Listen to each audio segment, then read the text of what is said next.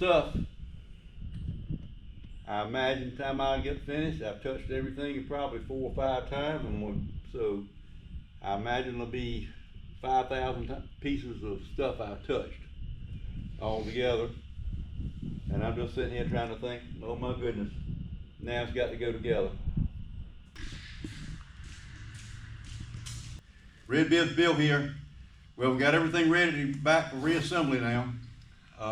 Still hoping for the March 16th plow day in Gates County, North Carolina. It's going to be a push, but maybe I might make it. It's a little bit of luck.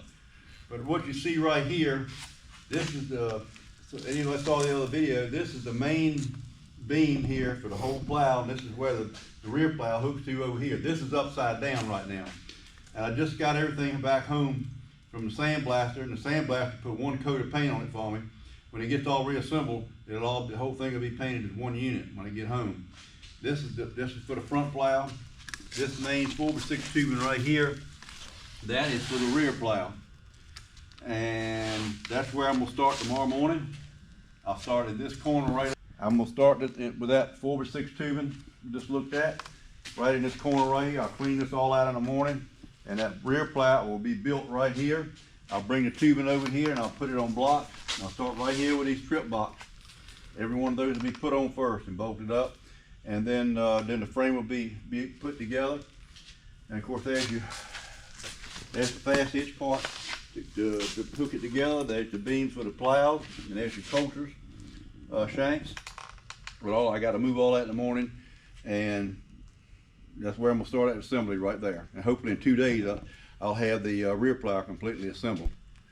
Mainly, a lot of the hard work is really done. The assembly really don't bother me a whole lot. It's getting all these nuts and bolts and all the rust and everything cleaned up, ready to go back together. Everything's ready to go back together. So you're still gonna run into some problems with this kind of stuff, but when you get unexpected stuff going back together, you can just plan on that. That's just gonna happen.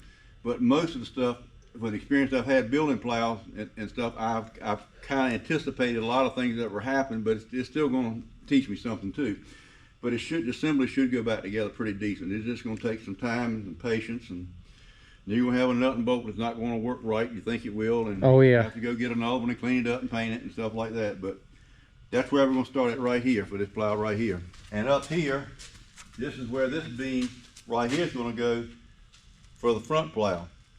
And I'll build a front plow right here. And of course, this rolls around.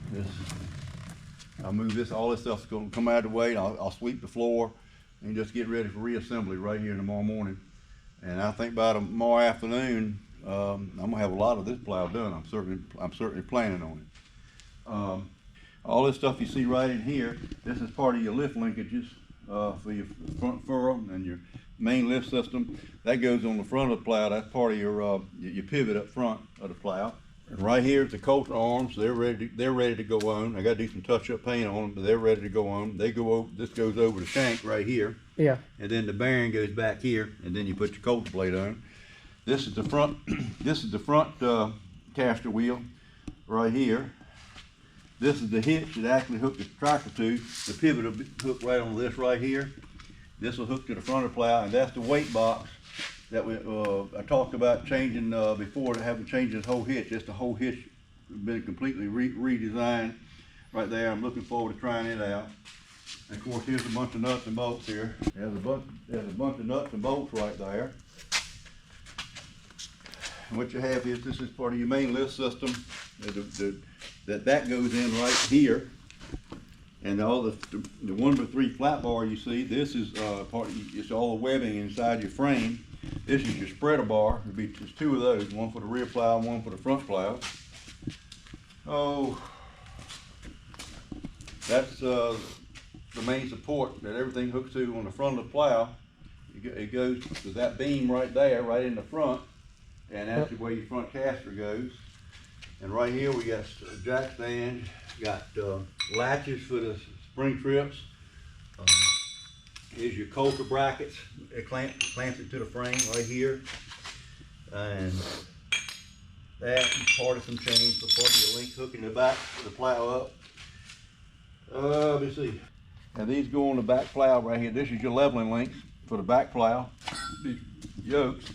That's your main Pull bar for the front plow that oscillates. Let me see here. That's the shanks for the front plow. That's the spears right there, the points for the they go in the 2-point hitch on the plow on the back. This is the trip box, as I call them, for the front plow.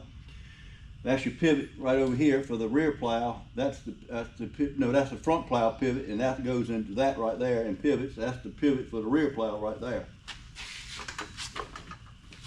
And a lot of stuff you see in here is your rails right in there for your, I think the two longest, that's your fourth bottom rail. And you'll see this is the link, the bracket that holds the rear lift system on the back plow. Everything hooks to. Here's the linkages right here. One here. That's when you had to modify to move the tail wheel over. That's the one we had to modify to move the spur wheel over. I not only modified it, I changed the whole thing. That actually come out of a 700 International plow, in-furrow plow, right there. That's the hitch right here for the rear plow. Oh gosh. There's the pivot for the rear plow, and there's the gauge wheel for the rear plow. And there's the gauge wheel standard. There's the caster wheel that goes on the rear. The caster wheel had trouble with. Yeah. And that's been remodified. And here's the top link that I had to remodify that hooks into this right here. And of course, this longest piece you see right here, that goes on the front plow that supports the front from the back.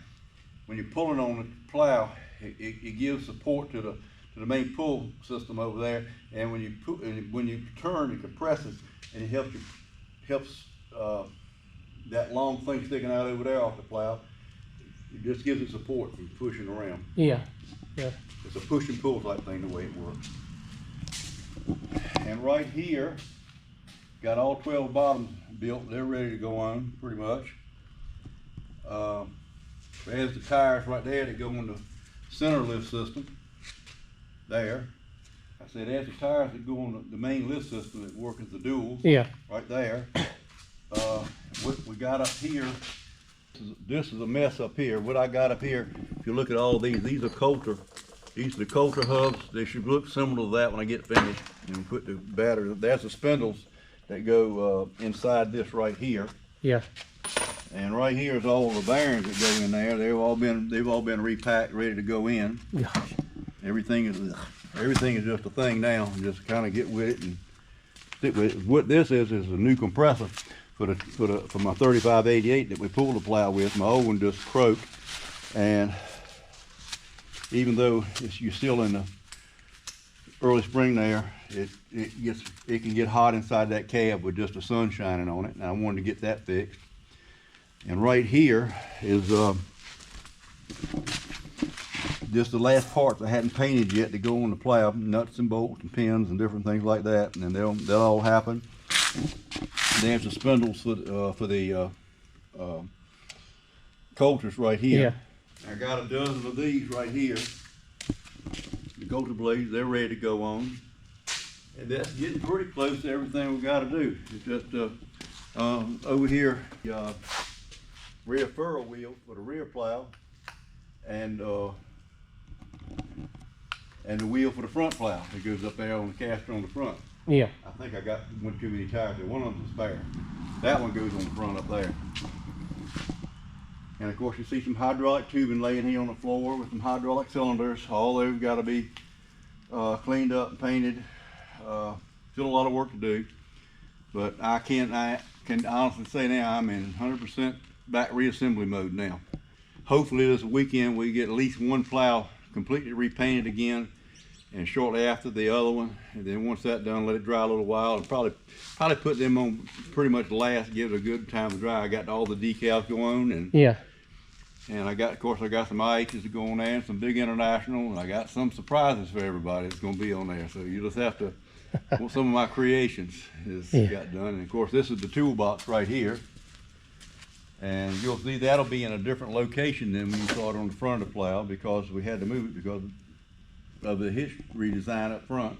It's in the way of the weights, and that's about it. I got the weights to take to the sandblasters next week, and just leave them with him. I don't need them right now, but I'm gonna go ahead and take him over there, let him blast them, and give him my first coat of paint on, because you'll see in the video, new video, when we do the plow, you'll see when I have it completely done, you'll see that weight box up there that I built with the hitch. Yeah.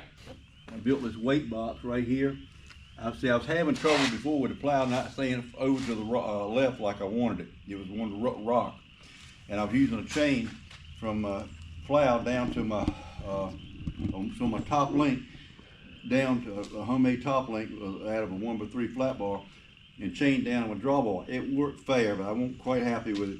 So what I'm gonna do now, rather than use the tractor, all these plows have a negative hitch weight. They want to fall to the right. It's just characteristic of these plows. And something's got to hold them down. Basically, what most of them hold them down with is a tractor. You got that long tongue sticking out here. Yeah. And the tongue also works hydraulically. It hinges up and down if you ever look at one. And then you got the caster wheel. They're all hooked up into the same lift system. And when you pick up, that hitch is actually picking up on the tractor and it's pushing down on the plow. And I reversed that.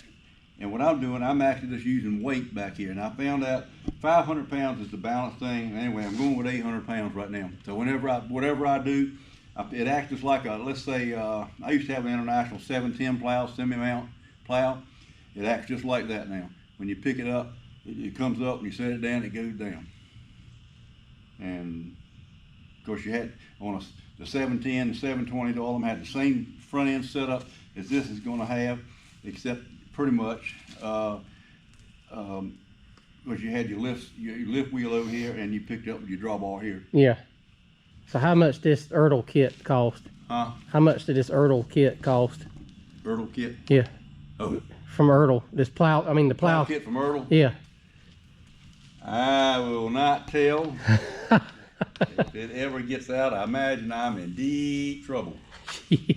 And y'all probably know with who.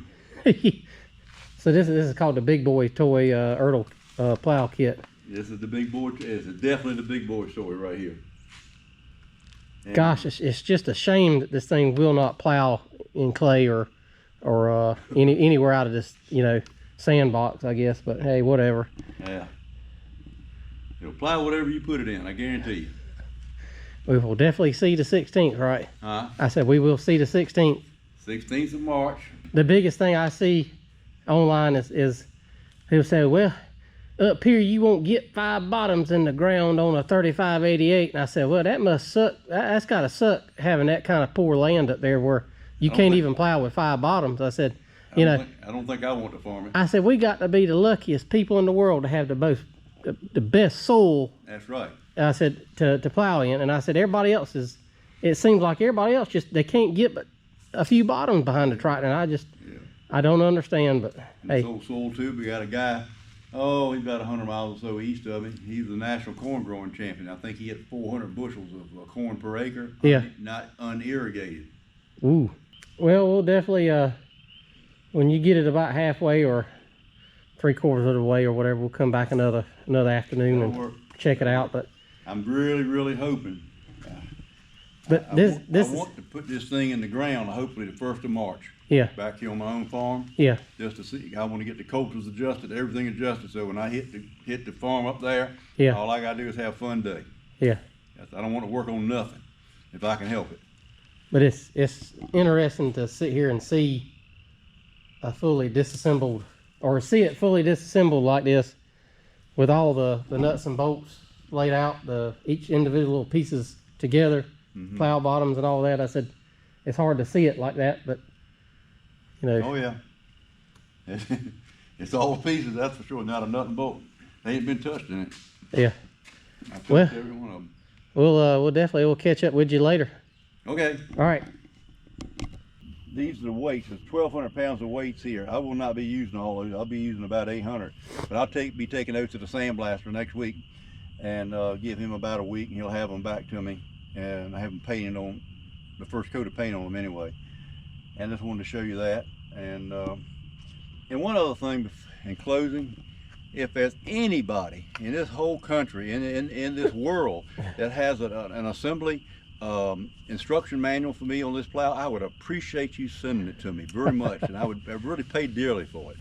I really need an instruction manual, how to reassemble this plow. Yeah. The manual is right here. Yeah. I hope you don't forget it.